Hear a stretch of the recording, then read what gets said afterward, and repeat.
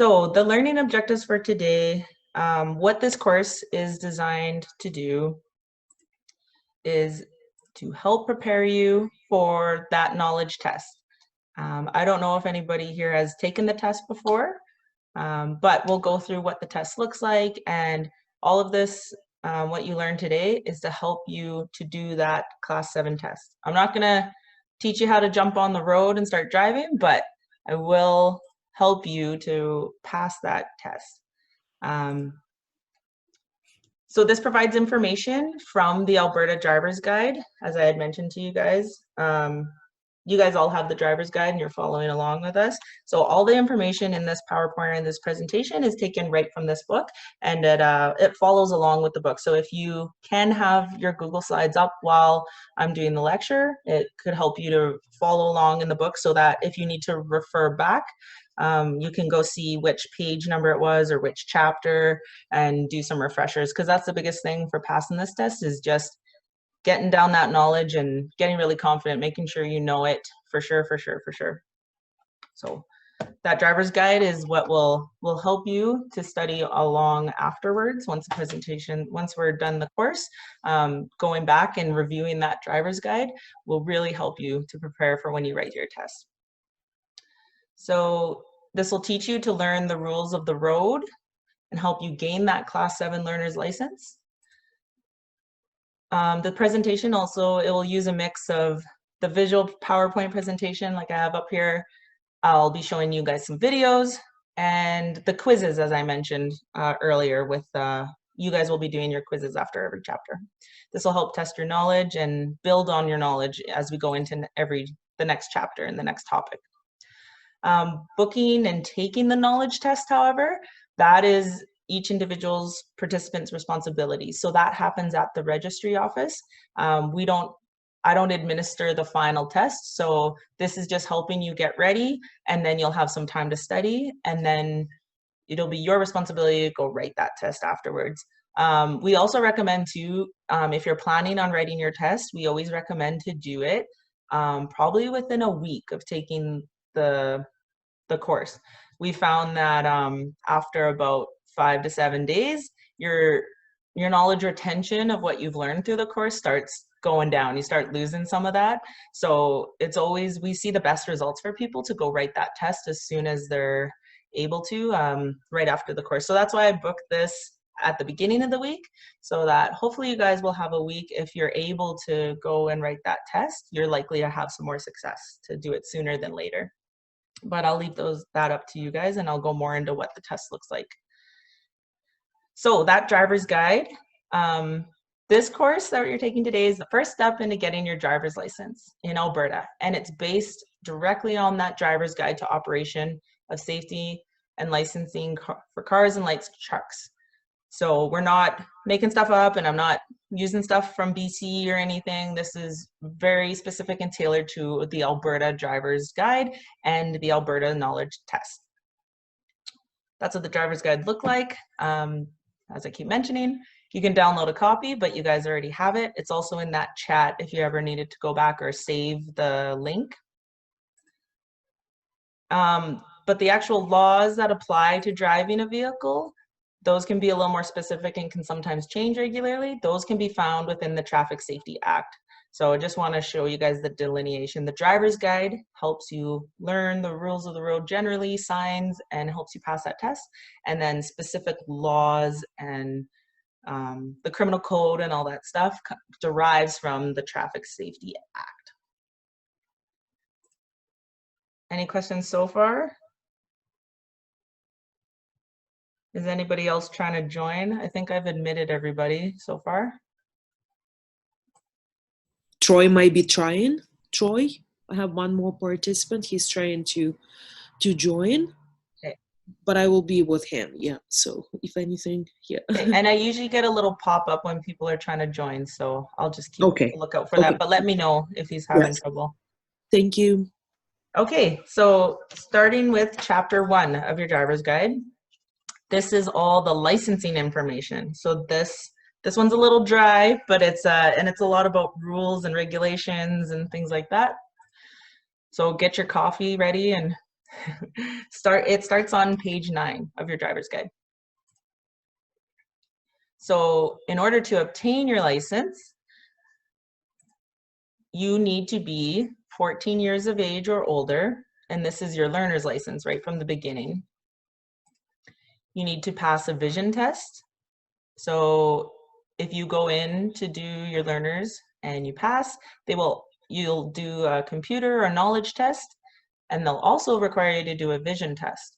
So if you do have glasses or contacts or something like that, then make sure you bring those with you on the day you write your test as well, because they'll put you on a vision screening test to just make sure that you can see everything properly. And then if you do have your glasses with you that day, they'll also give you a condition code, but we'll talk about that more, about what that means. But just to make sure when you're planning on going to write your test, make sure you don't forget your eyeglasses or contact lenses for that day. So you don't need to take the glasses off and take the vision test. You can put them on. You just want to know that you do have proper vision and proper corrective lenses. You need to pass that knowledge test, of course, like we keep talking about and what we're preparing for. If you're under 18 years old, I don't think any of you are, but if you are, you must have your parental consent or guardian consent to go write that test and to maintain your license. You also need 2 pieces of identification. Oh, and those are some examples, but I don't know if they take SIN numbers. I heard they're a little bit tough, but if you have a birth certificate, if you have a newer status card, so the older laminated ones don't qualify, but if you have one of the newer ones with the photo and have been with the security measures on it, then those new status cards will work as ID as well. Alberta healthcare card, that'll work too, but you always make sure that you bring 2 pieces of identification with you in order to write that test. I also recommend to bring a piece of mail. Sometimes they'll ask you to verify your address. So just having a piece of mail or a utility bill or something, that can help as well to just speed up the process in proving your address. So this can be all found on page 10 of your driver's guide if you want to go and follow along or go back and refer to it. So that parental consent is required for anybody, like I said, under 18. You must show proof of guardianship, and you must accompany that guardian, or that parent must accompany you to the registry office to provide their written consent. So they'll have to sign, and then that consent that they've given you to write the test and to have a license will stay on your file. But it's important to remember that a parent or guardian can remove or withdraw that consent at any time. So even say you do get your learner's license, you pass that test, and you even pass your road exam, and then you start driving on your own and you're driving around. But if you're still under 18 and say your parent wants to maybe punish you or something, and they can go actually remove that consent. And if they remove their consent, then your license would also be suspended at that time until you turn 18 and come of age. So just to be mindful, it seems like these things may not apply to you if you're under 18, but it could very well come up on the test. They could ask you a question about that regarding parental consent. And there could be a question that says, can a parent or guardian withdraw their consent to a person under 18 years of age? And then they would give you some multiple choice questions. So as detailed as I'm being, these are all things. They can test anything out of this book. So it's good to know all these little details, because it could very well come up as a question on your test. The signature of your parent or guardian is not required, though, if you can prove that you are married or self-supporting. Like if you've become emancipated, then you wouldn't need to provide that, but those are pretty special cases. So there are stages of licensing. In Alberta, we have the Graduated Driver's License Program. That's what GDL stands for. And there's 3 stages to that GDL program that every single person has to go through. So regardless of your age, like most people, you can start this when you're 14. However, some people wait, and even if you're like in your 30s and you've never gotten your license, you still have to start at stage 1. So the driver's license program, or the graduated driver's license programming, is not only for youth or underage or anything. It's everybody who's a new driver needs to start at this level. So stage 1 is kind of where we're at, where we're preparing you guys to get your learners. And once you pass that knowledge test, you are in stage 1 of the driver's license program, where you will have a class 7 license. Stage 2 is once you get your learners and you pass your knowledge test, then you get to go practice on a vehicle. And then if you pass your road exam, you get to go into stage 2, which is your probationary period of your class 5 GDL license. And that actually lasts 2 years. You have to be on that probationary for a minimum of 2 years. And then you need to take another road exam to get off of the probationary period. And then you enter into stage 3, which is your full non-GDL driver's license, class 5. So you would have no restrictions on that, and you'd be basically, stage 3 is where you leave the GDL program. You've passed everything, you've demonstrated that you're a responsible driver, and then you're able to move on to other classes as well. So stage 1 is 1 year. Stage 2 is a minimum of 2 years. So in total, the whole GDL program, the minimum amount of time you'd have to spend on that GDL program is 3 years of good driving.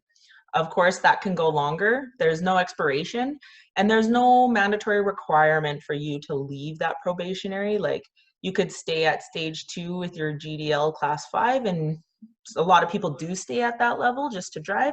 But say you wanted to move on to other classes of driver's license, which we'll talk about. Say you wanted to become a commercial driver or truck driver, then you would have to exit the GDL program and progress into other classes. So a lot of people can stay at the probationary program, but it depends on your career and where you want to go. So if you get off the GDL program, it actually can help with your employment opportunities down the road, because employers like to see that you have a full GDL or full class 5 license, non-GDL, you have no restrictions, and you've demonstrated that you're a good, responsible driver, and you've passed all those road exams and things like that. It also can help with demerits and other things, which I'll talk about. So we're at stage 1. But you might be asked about these different stages. So the knowledge test, as I keep talking about, I'm going to go into more detail about what that knowledge test looks like. Some of you may have written the knowledge test already and you're familiar with it, but just in case, I'll go over some of it. So before you get any class of license, like I said, to start that stage 1, you need to pass a driver's knowledge test. The test is administered at a registry office, and they have them all over Alberta. So usually in your area, you could look up and find where to find a registry office. So down at the bottom, I have a link there, which talks a little bit more about the knowledge test and to find locations near you, or fees. But even just going into Google Maps and you type registry office, you should be able to find one in your area. But the knowledge test is based on the driver's guide, and it consists of 30 multiple choice questions. So, and those are randomized. So you're never gonna get the same test again. So say you go in and write a test and you're like, oh, I was so close, just needed a couple more. And then you try to go back the next day and write it again. You're gonna get a different test. Most of them are administered on the computer, and there's in their test bank or their question bank, they have like over 600 questions, possible questions they could ask you. So each test every person gets is pretty individualized and randomized. You're never gonna get the exact same one. But you will have to answer all 30 questions to complete the test. And you must answer 25 of those questions correctly to pass. So you are allowed to get 5 of them wrong, but as soon as you get the 6th question wrong, the test will usually shut down, and then you won't be able to go any further. So I always recommend that when you're writing your test, there is a skip button. So if you get up there and there's a question that you're not totally sure on, you can always skip it, go on to the next question, and then at the end of the test, it'll come back to your question. So you won't be able to just keep skipping and it won't give you a brand new question, but you can skip it and then go back to it at the end. So it's giving you some time to maybe think about it a little more, and it helps you set you up to answer all the questions that you know that you're really confident in. So then you know by the end that you're doing pretty good. And if you get a couple wrong, it'll also tell you on the side of the screen. It'll kind of tell you how many you have wrong. And I know some people get really worried once they start getting to 4 or 5 questions wrong. They start getting a little bit of anxiety, like, oh my God, I can't get another one wrong or I'm going to fail. So I always recommend to just answer the ones that you know really confidently first, because it sets you up in a good position by the end to go back to the ones that aren't as, you're not as confident on. There's also no time limit to the knowledge test, which is good. So you don't have to have pressure. There's no timer on it, or like 30 minutes. They don't give you a minute a question. It's up to you how long you need to take to write that test. But I also recommend that you leave yourself enough time. So don't show up there like if it closes at 4 p.m. and you show up at 3:30 and you're scrambling to get it in, then you're going to be under a time crunch. So if you do plan to go write that knowledge test, just make sure you check the hours of operation for that registry office. And so you know, oh, we got someone else joining. So those are my sort of recommendations for writing the test. And I'm going to go on to some commonly or frequently asked questions. And then after that, I'll take a minute just to see if anyone has any more questions on the learner's exam. So how much does the test cost? You have to take that test at the registry office, as I said, and it's usually $17. There shouldn't be any more than that, but that's at least the bare minimum. It'll be $17. Sometimes registry offices can adjust their fees a little bit, but for the most part, every registry office, it should be about $17 just to write it. To actually, if you pass and then you go to get your learner's license, there's an additional fee there, but just for writing is $17. So what if you fail the test? Are you allowed to take it again? Yes, you are definitely allowed to take the test again, and you're allowed to take it as many times as required. Some people have taken it 13 times, like no joke. Some people just keep going back, and you can keep doing that as much as you want. It doesn't like hurt you to go back and write it again or anything. They're not going to keep that on your record of like, oh, it took them this many times to write it. So however much you need to, you can go back and write it again, but you will have to pay that fee every time. So it's not like you pay it one time and then you get to keep rewriting. You have to pay that $17 fee every time you go to write the test. The only restriction is that you're only allowed to write the test one time per day. So if you go in on a Monday and you write the test, say you go in the morning and then you're like, oh, I only needed one more to pass. You can't go back in that afternoon. You're gonna have to wait until the next day to go write that test. So another question, what if I'm not very good at English? So some testing stations, they do have like an audio assistance device, or you can purchase headphones from the registry office. So if you buy those headphones, it'll read out, the computer will read out some of the questions for you and the answers. So that could help you potentially.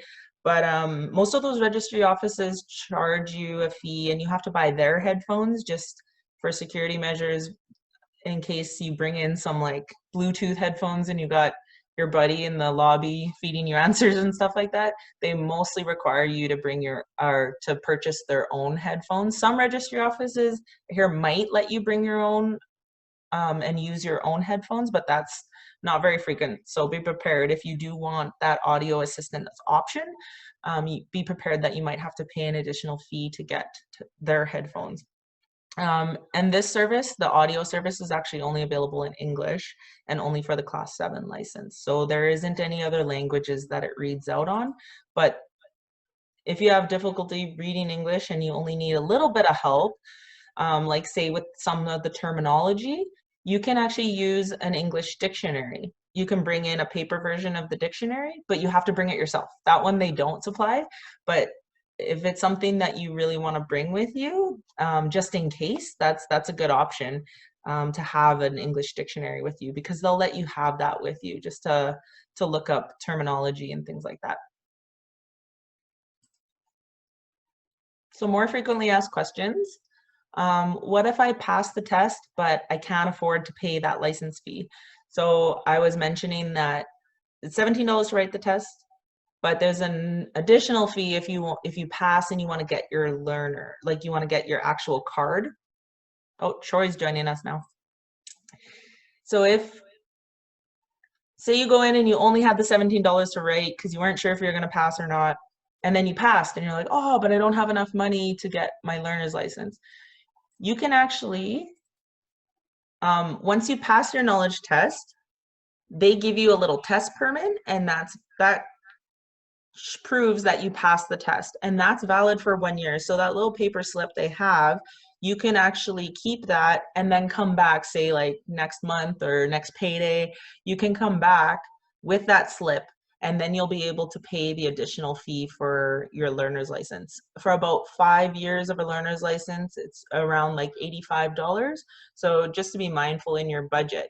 But if you just don't have enough money right away, but you want to go right away, like I said, taking that test sooner than later is a little bit better. So if you can come up with the $17 and go write it now, but you don't have all the money for the licensing fee, don't worry, that's not a big deal. As long as you pass, they have it in their system and they'll give you that permit that proves that you passed. And that's good for a year. As long as you go back within 1 year, then you won't have to write that test again.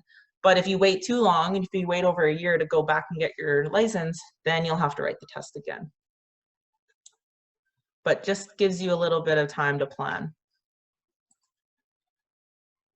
Another question is, can I get a reader when I take the test? So most places, you're not allowed a reader, or they don't have the staff to give you a reader. To write it in English or print out. Some registry offices, like in small towns, can be a little bit more accommodating, but I found in Edmonton, they're just usually quite busy and they don't have the staff capacity to sit down and read the questions with you. So also in other languages, they do have the test written in a lot of different languages, and one of them is Cree.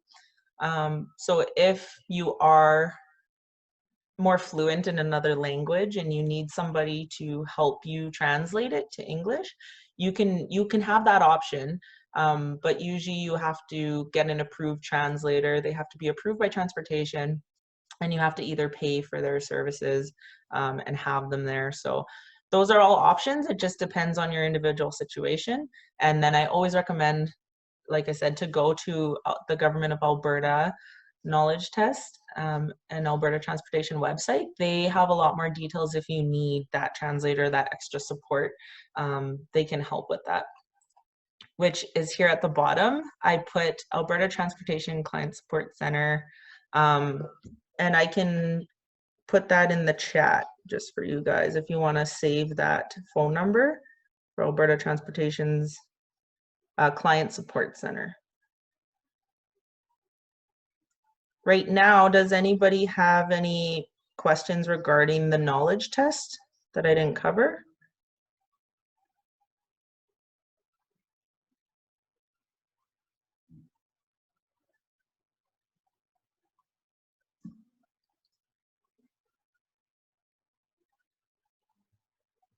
There's nothing in the chat, so I'm going to take people's silence as no questions. They should be good, yeah. Oh, okay. It's hard to, because I can't see you guys. I don't know if you're falling asleep or driver examinations. So I'm just putting that into the chat for you guys if you want to save that phone number or that email. So if there's any other questions or something that comes up later on after this course and I'm not able to answer, then that Alberta Transportation Client Support Center can definitely figure out the details of if you need any accommodations or anything specific for writing that test.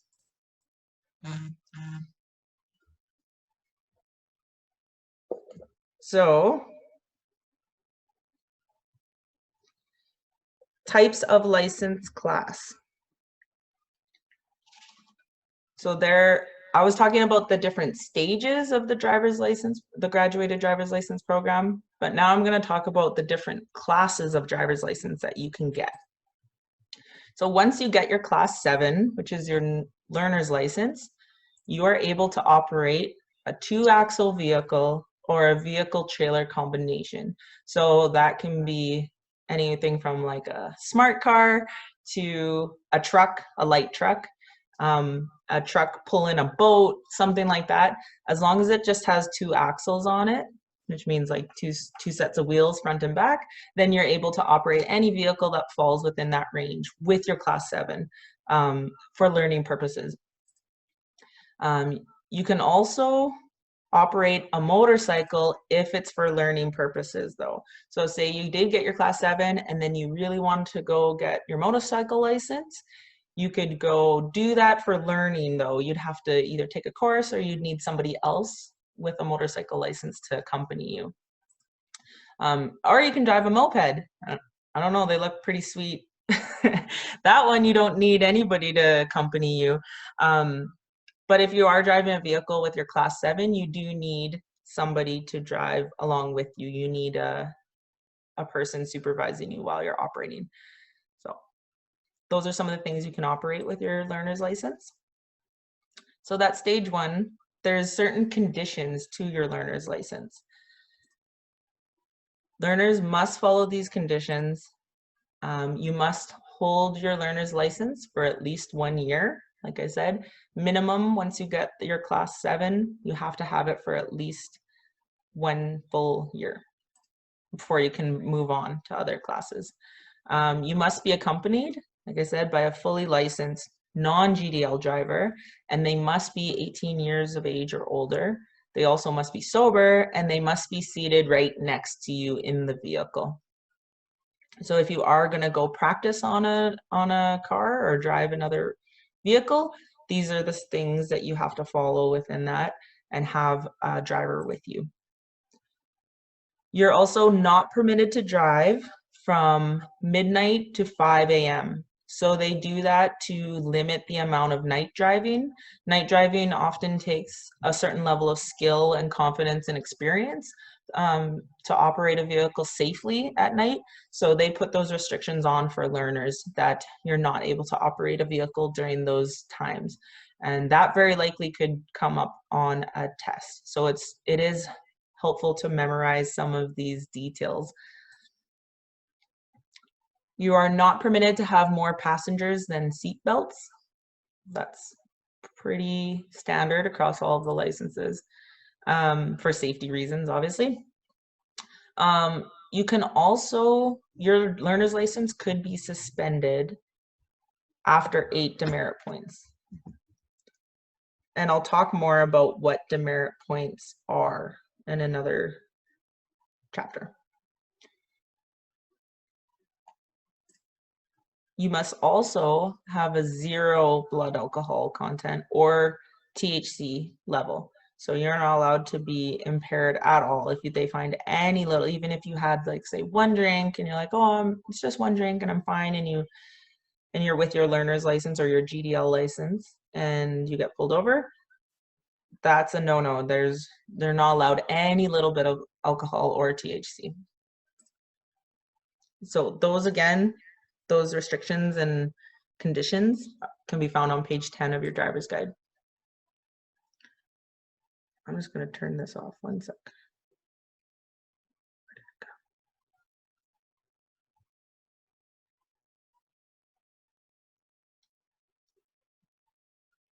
So stage 2 is, like I said, you did your learner's license for a year and you took a road test, and now you're on the probationary GDL class 5. So these are the conditions while you're still on the graduated driver's license program. You must have your probationary driver's license for at least 2 years. Your license will be suspended at 8 demerit points, so that doesn't change. As you get off the GDL program, you're allowed more demerits, 15, but I'll talk about what demerits are later.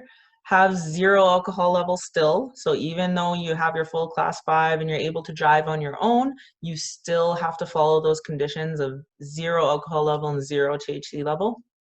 You cannot upgrade to a commercial driver's license or to go to other. So you can't go to a class 1 or class 3 like a truck driver for professional reasons, but you could, as I mentioned, go to like a motorcycle license if you wanted to learn that. You cannot act as an accompany driver for learners. So remember back on the learners condition that said somebody had to be a full non-GDL driver beside you. So while you're a probationary, you're still on the graduated driver's license, you're not able to help others learn. So say you had like a niece or a nephew that had a class 7 and you were trying to teach them to learn, you wouldn't be able to accompany them if you're still on that probationary program. So here is the stages as I went through. This goes into a little more detail, but it's basically everything I said. You start at stage 1, you have your class 7, you have your conditions that you have to follow, and then you have to have your learner license for 1 year. You have to pass that basic road test, and you must be 16 years of age or older to get on to the stage 2. So even if you get your learners, say you were 14 and you got your learners and it was 1 year and then you're 15, you still have to wait until you're 16 to go on to stage 2.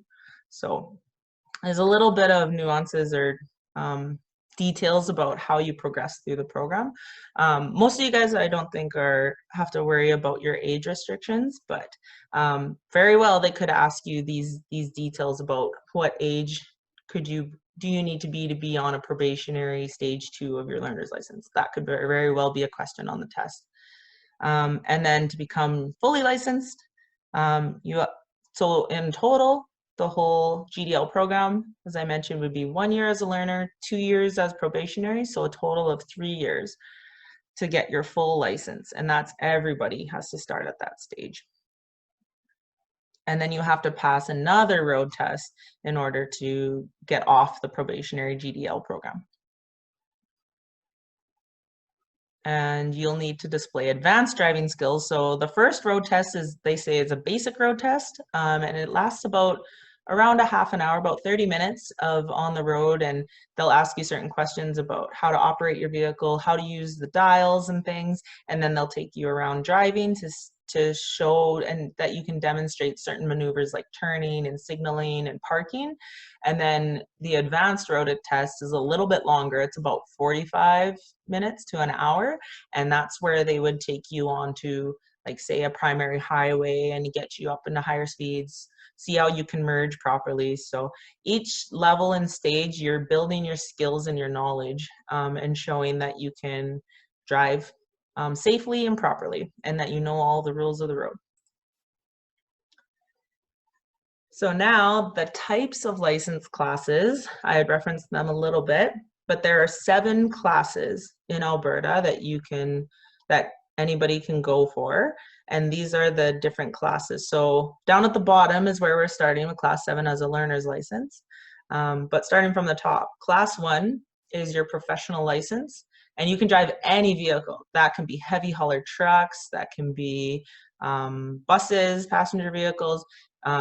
With a class 1, you can operate any vehicle, and usually for commercial and professional purposes. So anybody who is like a truck driver and does it as a career would have to have a class 1. Class 2 is a professional license for buses specifically. So it's not as common. Most drivers would have, like, truck drivers would have either a class 3 or a class 1, but say that you were just like a school bus driver, you were really specific and you were only ever intended to drive buses, then you could get your class 2.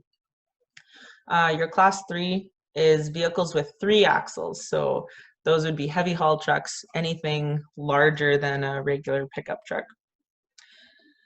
Class 4 is your professional license for taxis or an ambulance or a small bus, and even Uber drivers. If you want to become an Uber driver, you would have to get your class 4 license. That's anytime you're going to be having passengers and you're going to be getting paid like as a job. of carrying and moving passengers is your class 4. Your class 5 is your standard driver's license for cars and light trucks, like you said, or truck trailer combination. And your class 6 is your motorcycle license. So that's really specific. If you did ever want to drive a motorcycle, you can't just use your class 5. You would have to take an additional training program and get your class 6, and you would have to pass a road exam for that too, and a knowledge exam, and then class 7. So to qualify for any class that you're going for, each and every class has their own driver's test and usually a driver's training program as well that are administered by driver's education schools. So those are all qualified. Anytime you wanted to go and change your class of license, you'd have to take a driver's training program that's been approved by Alberta Transportation. And with those, with any class, there could also be additional codes, endorsement codes or condition codes. So for example, a condition code means anything that's you're restricted on your license to legally operate a vehicle. So for example, I was mentioning they make you do a vision test when you get your learners, and that's to see if you need glasses or contact lenses, or if your vision is perfectly fine. But if that's the case, and if you go take your glasses with you and you use them for your vision test, they will put a condition code on your driver's license. It's code A, and it's specifically for corrective lenses. So basically you have to have your glasses anytime you're going to operate a vehicle. So say you were and you forgot your glasses one day at home, you were rushing out the door and you jumped in your car, and then say you got pulled over because you didn't see the sign that said no turning, and you ended up turning, and then a cop pulled you over. And if you don't have those glasses on you, that could actually result in a fine. So just be mindful. Condition codes can range, and they are on, oh shoot, I wanted to go back. How do I go back? Previous. So those condition codes, there's a whole bunch of them listed on page 19 of your driver's guide, if you wanted to flip there. So they can range from like adequate lenses or corrective lenses to you might need a periodical medical report. You may be restricted to only daylight driving. You may have to have outside mirrors on your vehicle. So those condition codes are in place in that you have to follow them in order to safely operate a vehicle. So just be mindful. Those condition codes mean you have to have them in order to drive. What differs from that is the endorsement code. An endorsement code shows that a driver has demonstrated a specific skill. For example, air brake endorsement. Air brake endorsement Q, most really heavy haul truck drivers, most of those big trucks will come equipped with air brakes in their driving systems. So they had to take an additional course, an air brake course, and then if they pass that air brake course, then they get that endorsement. So it shows that they are able to operate a truck that is equipped with air brakes. So I just want you guys to realize the difference between condition codes are what is kind of in place that you have to follow in order to drive, and then endorsement codes is where you demonstrated a specific skill or you took a driver's training program and you got that additional endorsement added to your driver's license. So those condition codes and endorsement codes, they appear on your driver's license. And so for an example here, we can see that this driver's license, Mr. Sample, he has a class 5 and a class 6 on his driver's license. So we know that he's able to operate any car, vehicle, or truck that's 2-axle, and he also can operate a motorcycle.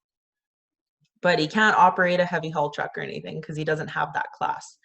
And then if you look just underneath of his driver's license number, there's that number at the top. Right under there, there's a little section that says condition / endorsement, that would be your condition code or your endorsement code. So right here, this driver has no condition codes or endorsement codes. But like I said, if you say you needed glasses or corrective lenses, then it would have an A right there. So they put that on there. That's why all these codes are alphabetical. So, because they wouldn't be able to write all these things out on your driver's license. So they converted them into a code system that would appear on your driver's license. And that way, anybody who looks at your license knows what you're restricted to or able to do. That makes sense? So here's the list of all those driver's license condition codes. And I know it's a little boring and a little dry and hard to memorize all of them, but they very well could ask you about any of those endorsement codes or condition codes. So it is beneficial to memorize some of them because they're very well likely may ask you for one of those on the knowledge test. So as I mentioned, page 19 of your driver's guide, maybe highlight that, that list of the codes because it's beneficial to memorize them. And that brings us to the end of chapter 1.